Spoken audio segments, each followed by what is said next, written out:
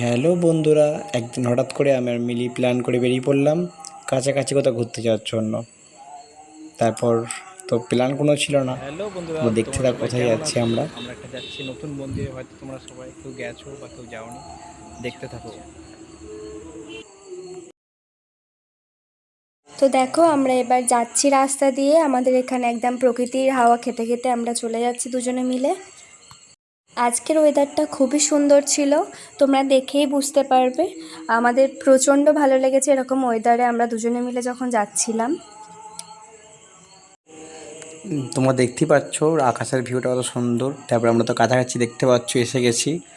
হয়তো অনেকেই চিনতে পারছো আমরা কোথায় এসে ফাইনালি গেছি। আমরা এসে দেখো, গেছি, এখনো তোমাদের দেখাইনি। তোমাদের সবাইয়ের প্রিয় অরূপ আশ্রম। কেন ভয়েস পড়ে দেবে? প্রথমে দেখেই সবার হয়তো মনে হবে যে এটা কি, এখানে যেই যাবে তারই প্রচুর আনন্দ হবে, কারণ এই জায়গাটা ছবি তোলার পক্ষে এবং ঘোরার জন্য অনেকই ভালো। তোমরা দেখো প্রচুর ভিড়, প্রচুর মানুষ সেদিন গেছিলো। আর রোজের কিরাম যায় জানি না। তো আজকের ভিডিওটাই